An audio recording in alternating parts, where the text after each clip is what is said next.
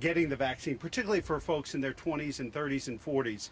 And so one of the things that we're contemplating doing is helping to incentivize that. So Dr. Roberts is talking with other folks, maybe a potential for a P3, a public-private partnership, to incentivize our neighbors to get the vaccine. We'll have more to share about that ahead once Columbus Public Health has a way for us to put together a program and a plan, but exciting conversations that are taking place here in the community. And I want to thank Dr. Roberts for all of her work on this. But today I'm excited to be here and join some of our outstanding partners as we discuss the unprecedented investments we are making into our city's young people starting this summer. But as I mentioned in State of the City, nowhere are the inequities and disparities greater. The impact that COVID, the economic insecurity, the housing insecurity, the food insecurity, more present than with our young people. And so we are really planning a restoration investment into young people to help build back some of what they've lost during this pandemic in this very challenging year. Our children and young people are seeking opportunities to re-engage with their peers and their communities, while parents and families are seeking resources to help instill a sense of structure and routine. And as more and more large employers are contemplating going back to work in some way, shape, or form, this programming, these lifelines of services have never been more important than this summer. The need is great, and we're able to offer great opportunities. The city is launching and expanding numerous summer offerings for our youth that focus on three critical areas: engagement and development, violence prevention, and employment. Our Recreation and Parks Department is offering a full slate of enriching and inclusive experiences that connect with our young and keep them active in a variety of ways, from sports and STEM camps to public performances by artists and other local talent in our neighborhoods. Recreation and Parks has worked hard to make camps take place safely this summer, and will offer more than 50 camps for youth ages 6 to 18. Thanks to their creativity and planning, they are able to serve more kids this summer than even in pre-pandemic 2019. That's the great teamwork and partnerships we've been able to build in this community. Many of the city's camps and programs extend into August and the early fall months, providing a unique and vital bridge between summer break and the beginning of the school year. Our community centers also have drop-in hours when kids if they just want a safe place to hang out for a few hours. And starting next month, 10 community centers will be open for late night basketball from 6 to 11 p.m., a safe place for our young people to be this summer. In addition, all community centers will be home to the Go Lunch program, offering free meals to children. We know that with school being out for many, or being hybrid or a blended learning environment for much of the year, food insecurity became front and center, because so many young people in our community and communities around the state rely on school oftentimes for both breakfast, lunch, and an after-school snack. And so we are the largest sponsor in the state of the summer meal program. It's something I'm very proud of here in the city of Columbus. And new this year, not only will we be able to open our city pools, we're also waiving admission fees. Another great investment that goes above and beyond the opportunities we traditionally provide our residents. It's all about removing barriers and getting obstacles out of the way for young people to have safe places where they can gather and have adventure and fun and enrichment this summer. All of the youth activities help keep our young people engaged and keep them from being a victim of crime.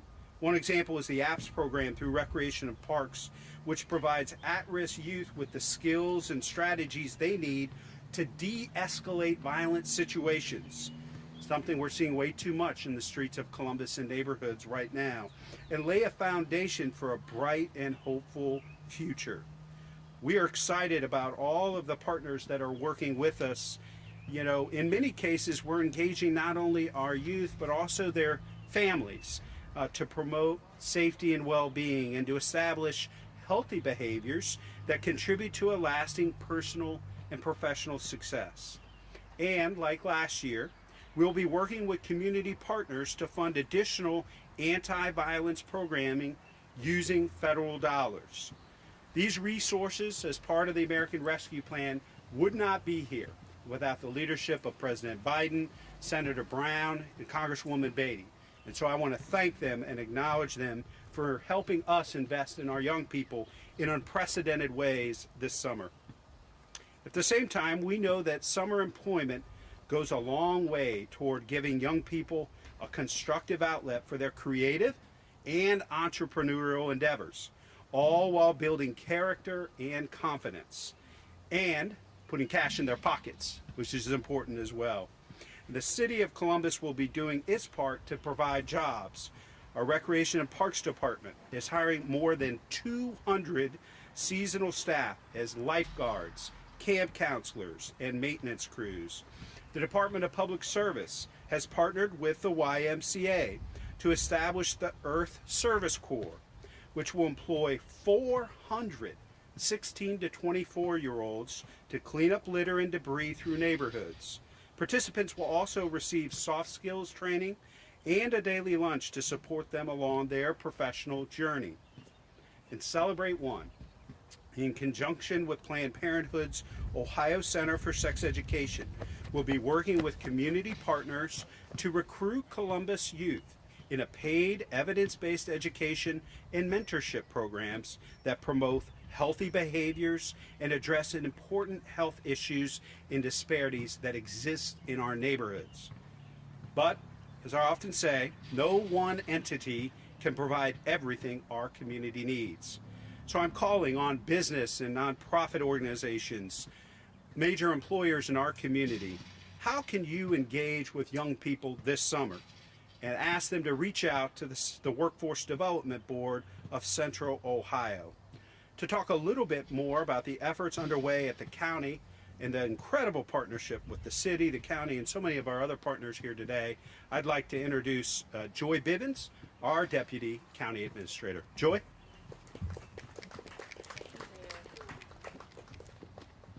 Good afternoon, everyone. I am Joy Bivens. Please bear with me because you have to switch which pair of glasses you're going to read through. So bear with me this afternoon. Thank you, Mayor, and thank you so much to the city on this tremendous efforts to our young people here in the city of Columbus and as well as Franklin County. And thank you to all of you for being here. My name is Joy Bivens. I am the Deputy County Administrator for Franklin County. On behalf of the Franklin County Commissioners, Commissioner Marilyn Brown, Commissioner Kevin Boyce, and Commissioner John O'Grady, I'm here to talk a little bit about some of the first installment of dollars geared for our summer earn program for young people, which is entitled Ready to Earn. Ready to Earn is one of our county commissioners' paid work experience and readiness training programs that will service TANF eligible high school youth ages 14 to 18. Through this $1.4 million investment, young people will have the opportunity to develop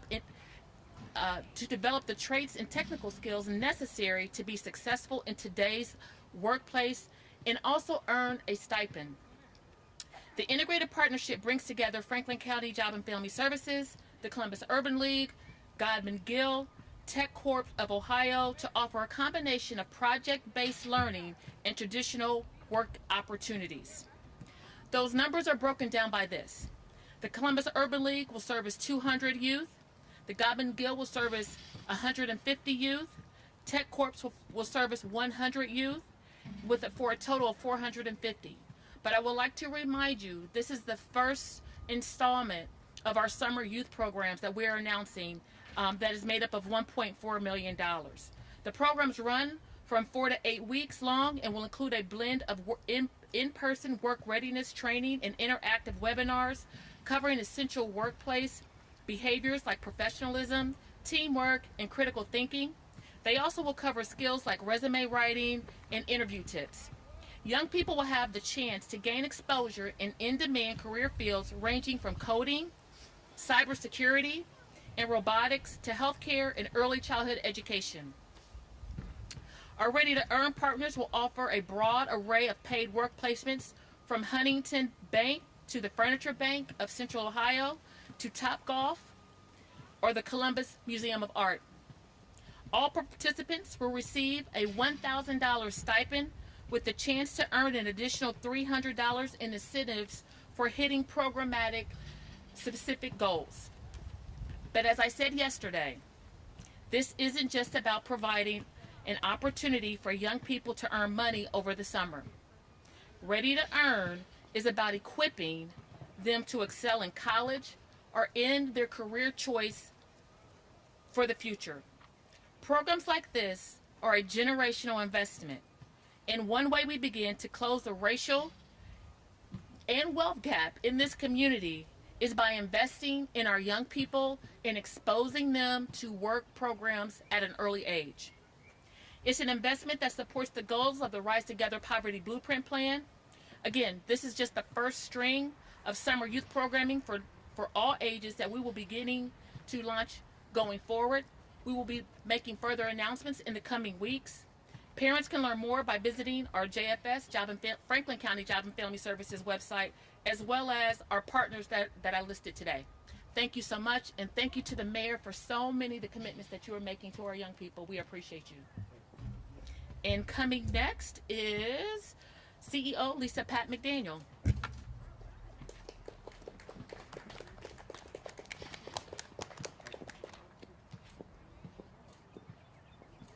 I'm a little shorter than Joy and well aware of it. Good afternoon, everybody.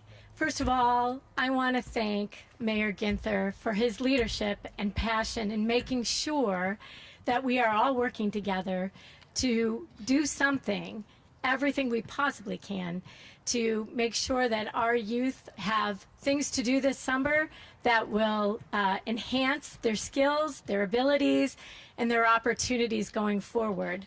I think the first thing I want to say is that all of us up here are very much invested in the success of our youth. And we are working tirelessly to make sure we identify all these opportunities and bring them all together so that people can see what they are. And so what I'm up here to talk about is we have at the board a virtual platform. We are using that platform to gather all the employers who are interested in hiring. So these are jobs geared towards youth, but there are also jobs geared towards adults. We're partnering with My Brother's Keeper. They actually have an annual job fair. What we're doing is we're enhancing it further. That job fair actually will occur next Thursday and Friday, May 13th and 14th. If you need information on how to access it, and I encourage you to do this before the actual fair, is to go to the Ohio Means Jobs website.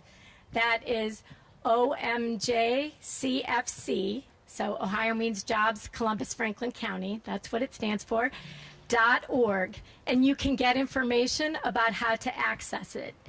In addition, we have a in-person option for people who are more comfortable that way. It's a drive-through. It will be at Barnett Recreation Center on Thursday of next week, May 13th, from 10 o'clock in the morning till 2 o'clock. And there you can drive through and you will be given a bag full of the information that you need in a safe manner. So you can go either way. We are really excited to partner with both Director Bivens and the county and Director Carla Williams-Scott in this endeavor. We have lots of employers who have responded, and we're still looking to add other opportunities. So I encourage, if any employers are out there that have not interacted with us previously and are looking to hire young people who are willing to work hard and who are our future here, to contact us at that same website, and we will work with you to build a virtual booth in our Job Center virtual fair. So it's very simple. We just need information from you, and we help you build it. So it's not like you have to know how to do it. So we're very excited. We think this will be a very successful. We've used this platform in the past, and it's very successful. So people can access it from their homes, from their phones. If you have a smartphone, you can go to the libraries. They're familiar with what they're doing and what we're doing, and they can help you to access it on their computers as well. So please reach out to us, and please, if you're interested in those opportunities, please consider going into that event, because I think you'll find that there are lots of opportunities. I am going to step away now and introduce our partner, Director Carla Williams-Scott, the Director of the Division of Neighborhoods.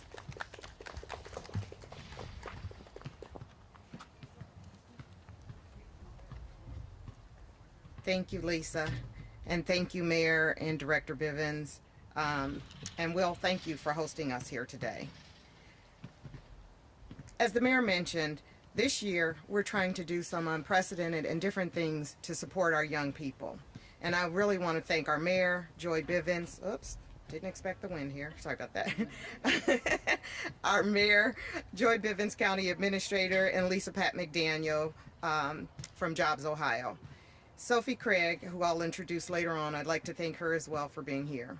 And while they aren't all here with us, I would also like to thank my colleagues, the other city department directors and their teams, who are working in creative and innovative ways to help make sure that our young people have opportunities for employment, educational enrichment, and safe and fun experiences this summer.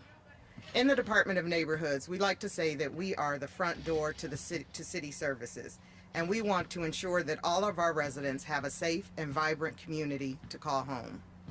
We know that this past year has been a game changer in many ways. A global pandemic, social unrest, and a spike in violent crimes in our community. Now more than ever, many of our young people are disconnected from the activities and institutions that in the past have kept them grounded and safe. Activities like school full-time, part-time work, extracurricular activities, and visiting with family and friends. We want our community, and especially our young people, to know that we see you, we hear you, and we are here for you.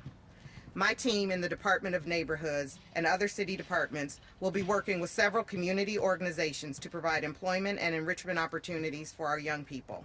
We will continue our efforts that we started last fall using CARES Act funds and with our youth and family empowerment grants, working with many of our grassroots and community organizations, while supporting our young people and keeping them safe, because yes, we are still in the midst of a global pandemic. These are few of the things that we have in the works for this summer. We will be working to include young people in the education and outreach efforts about getting vaccinated. This initiative will involve innovative ideas that are being done in other communities. The Mayor touched on some of this at the beginning of his remarks. We will partner with local businesses to offer discounts and incentives for folks that are getting vaccinated. And we want to be able to support our young people that are doing this, and we will look to offer incentives for them in some creative ways. Our young people will be employed and will be helping to keep their community safe. The Mayor also mentioned our public-private partnerships. In collaboration with Wendy's Corporation, we are connecting young people to Wendy's locations throughout our city. These Wendy's locations are ready to hire our young people on the site and provide education and training.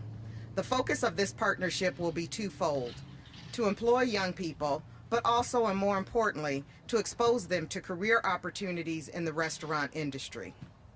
To help connect our young people to jobs, Lisa Pat McDaniel mentioned our jobs fair that we will be hosting with the Central Ohio Workforce Board. Again, a partnership between the Department of Neighborhoods, the Central Ohio Workforce Board, and Ohio Means Jobs, and Franklin County. This virtual event will allow our job seekers and employers to connect, and in some cases have interviews and on-the-spot job offers. Lisa gave the website for the workforce board, and if you don't have access to the internet, you can also call the Department of Neighborhoods at 614-645-1993. Again, that's 614-645-1993. We are here for our young people this summer. It's been a trying year for everyone in our community, but in particular our young people who are our future. And so I'm looking forward to sharing more with you in the coming weeks. Thank you, and remember that together we can all do our part to fight COVID-19 and get vaccinated. Now it is my pleasure to introduce Sophie Craig and her son Sherrod.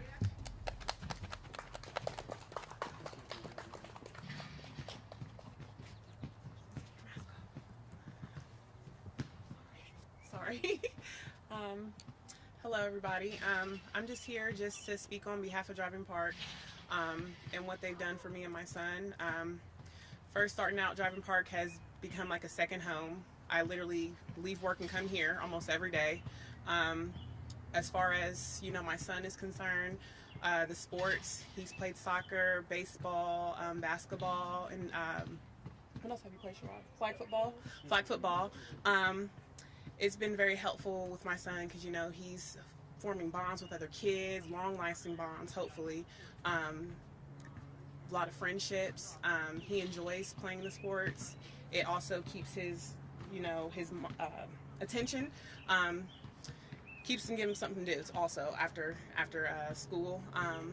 As far as I'm concerned, the rec center has been very supportive. The staff have been very supportive, especially during the pandemic. When I was very stressed out about what I was going to do, having to go to work and where's my son going to go, and they were very supportive, providing me with resources, always asking if I needed anything, asking if I'm okay. The staff are very friendly, like every single one of them. They make me feel very welcome, very safe environment. They know us by name. There's a lot of people that come in and out of the rec center and they know me and my son by name, and they make us feel very, very important, very welcome. Also, the workout room has been very beneficial for me. I come here about 4 times a week to work out. Staff are very supportive through my journey through that because that's a very tough journey. It's a lifestyle change for me, so they've been very encouraging. The camps during the summer, being a single parent, being able to have my son in the camps, I feel very safe with him being there. I trust the staff fully. All the activities, the field trips that he goes on, he really enjoys it and enjoys being around the other kids. Even with the sports, I volunteered through the concession stands, helping out through the concession stands. That's been a very fun experience for me as well. It's just a great place to be. I've come here and I don't plan on ever leaving. This is my home. This is where I'm going to be. I've came and never left. Mr. Will is very, very supportive.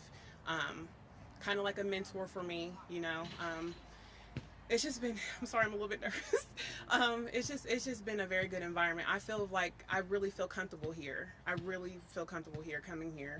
And I just appreciate how all the staff has been welcoming of me and my son, and how they treat me with nothing but respect. All the programs they provide has just been very helpful. I trust coming to them for just regular advice, daily advice, just with my personal life. It's just like literally just really a second home for me. That's really the best way I can describe it. That's it. You have anything to say? He loves it too. Driving Park is awesome. Oh, say it again. Driving Park is awesome. Thank you. Thank you, Sherrod.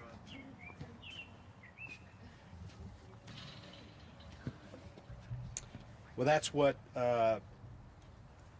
today's announcement and all of these incredible partnerships are all about.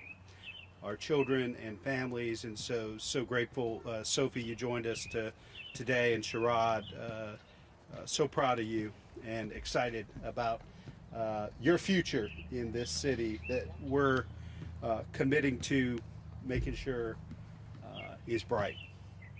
Programs I mentioned here today are only a few of the many city-based opportunities available this summer in our neighborhoods. More can be found online at columbus.gov/schoolsout, including opportunities from many of our great partners, including Lincoln Theater, the Ohio Avenue Youth Center, EJ's Warrior Karate Academy, the Columbus Museum of Art, COSI. And this is just the start. We'll be utilizing federal dollars approved by the American Rescue Plan that I mentioned earlier to expand opportunities even further and support nonprofits looking to establish or grow programming focused on education, arts and crafts, workforce development, financial literacy, and more. We're currently developing a user-friendly website dedicated to the ARP dollars, where organizations may go directly to submit proposals for funding. We will send out the site address once it is up and running. Neighbors, everything we are touching on here today and rolling out in the coming weeks is laser focused on keeping our youth active, safe, healthy, and engaged, both as the school year winds down and as families plan for the summer ahead. I hope you join me in looking forward to a better, healthier, and happier summer in 2021. Now I'd be happy to take a few questions from the press. Maybe we'll start with today's announcement. As you know, you can ask me anything under the sun, but I may let some of our other speakers go once we move off of summer programming. Lacey? You touched on preventing some of the violence. We had a 9-year-old caught in gunfire yesterday. How do you expect programs like this may be able to prevent a tragedy like we had yesterday? Well, it's unspeakable tragedy. You know, as I shared with you before, I'm not just the mayor, but a dad. And the little one in our house is not very far away from that 9-year-old's age. And every child in this city deserves to be safe, to have enriching, constructive programming for them to participate in. But it's going to take all of our help. Everyone's stepping up and doing more to make sure our young people are safe. Today's announcement and these investments, demonstrate the city, the county, the nonprofit, the corporate community's commitment. But we all need to do more to make sure that 9-year-old and every other 9-year-old and children throughout this city have a safe summer and are able to start school next fall in a safe and healthy way. Yes, Dora? Mayor, you mentioned that pre-pandemic the camps were able to serve a little less people than they're going to be able to serve now. Do you have numbers on how many people were served pre-pandemic by the camps and how many people will be served this summer? Yeah, I'll look to the Rec and Parks team. Maybe you can come up and answer the specifics. But one of the ways we've been doing it, because obviously spacing, social distancing, and those types of things, is doing so many partnerships with other providers. There's no way we're going to be able to do this just within our center walls or within our park system, and that's why the YM, the Boys and Girls Club, all these other partners, and the investments that the county are making, the commissioners are making, that the county administrator spoke about. But I'll let the Rec and Parks team give some specifics on the numbers. So the numbers for camps this year were right around 1,600 unique kids already signed up, and we're still taking more last minute sign-ups over the next couple of weeks right now. That compares very favorably to 2019 pre-COVID. Even though working with the health department we had to lower camp sizes, we've actually increased the number of camps that we've been able to offer. And through hiring more people and keeping good ratios. So that's why our numbers are still able to equal that of 2019 or surpass them. Thank you. Any other questions about summer? Do you think this helps economically as well? A lot of businesses have been telling us they're having trouble hiring employees. I'm sure they're loving to hear these young people stepping up, wanting to work. Well, absolutely. I was thinking back as we were talking here. My first summer, my first job was at Sisters Chicken and Biscuits at Morrison High. At the age of 14, I had to go get a work permit. I think I could only work 10 hours a week, and I couldn't work past 8 o'clock at night. And so it is an important part, not just for our local economy, but also for the parents, right? There are more and more parents, as Sophie mentioned, that are going back to work in some way, shape, or form. And so having safe enrichment programs for young people to participate in helps our parents get back to work. But you're absolutely right. I think it's going to be a shot in the arm for both young people that are able to take some of these jobs that are that companies haven't been able to fill, but also their parents be able to get back into the job site as well. Yes? Do you think some of these programs are going to target those kids, those youth who are causing a lot of the violence in the streets? I certainly hope so. And we're going to be working, as you know, we're working with the courts, the judges, our suburban mayors, law enforcement, on putting together and expanding diversion efforts and programming. But certainly the programs we outlined here today, I think, would be great opportunities to help young people that maybe have started down the wrong path, that we want to try to make sure they stay safe and they keep each other safe in our neighborhoods throughout the city.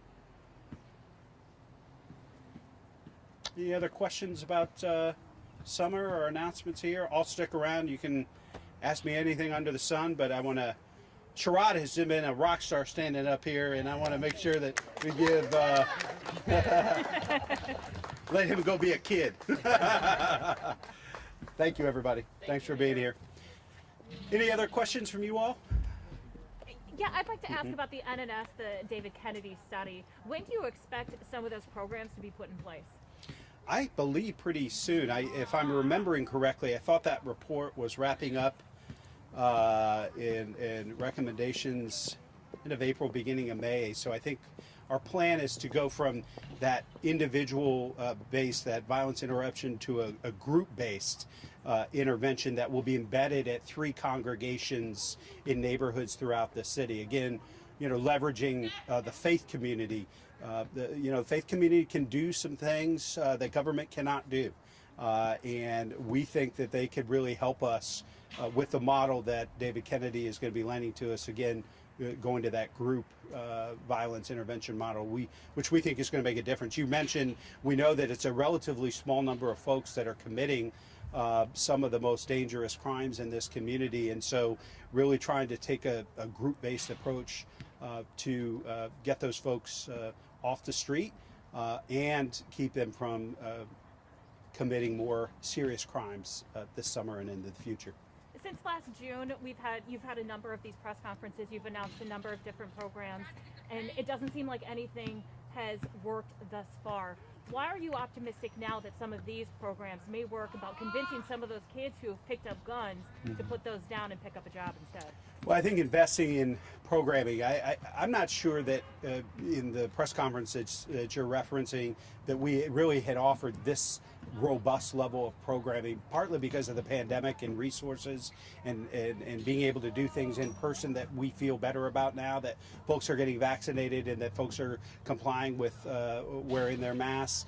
And we've learned a lot from last summer. As the Rec and Park staff have shared here today, we figured out how to do it safely. So I think this is a huge component that we certainly hadn't talked about, this level of investment from the commissioners, from the city, our nonprofit partners, directly into programming for young people and youth employment. And I think those things are going to make a difference, as well as all the other things we're working on. Shot spotter expansion, the expansion of the reroute program, tripling the size of our Care Coalition and the APPS program. All of these things, again, that comprehensive approach is what I think we have seen in the past led us to safer neighborhoods. Officers are also saying they're having a hard time just keeping up with the violent crime because they're short-staffed. A lot of officers have left or retired. Any reaction to that? Is there anything, to help them through this? Well, I think that's why the June police class was so important, and we fought so hard for it. As you know, we're seeing lots of separations and retirements from the Division of Police. Quite honestly, divisions of police across America are seeing a dramatic increase in the number of retirements and reductions, and that's why we have to continue to invest. Change, the Division of Police, but continue to invest to make sure that we have more officers out there who are getting the right type of de-escalation training, that are dealing with the same amount of training to best serve our communities in our community policing model, that we're in the process of hiring a new chief. That transformation of that training is so important, and making sure that we have the bias training that our officers and all of us need, but particularly our officers in policing today. So continuing to invest in the Division of Police, but changing it and reforming it at the same time. There's also a lot of overtime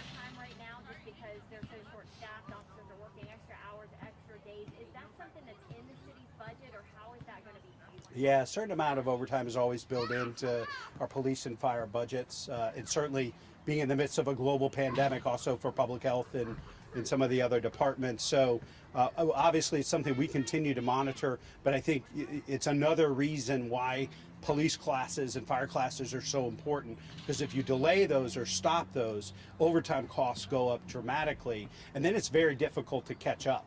And that's why if you pause or delay a class, in essence, you're canceling it, because sometimes it could take years to get caught up on that. Mayor, what do you have to say to neighbors like those of the 9-year-old girl who was shot yesterday while she was out of her home? Just to bring up some numbers, which I'm sure you're aware of. To date, we're at 66 homicides. At this time last year, the year that we set the record, we were at 38.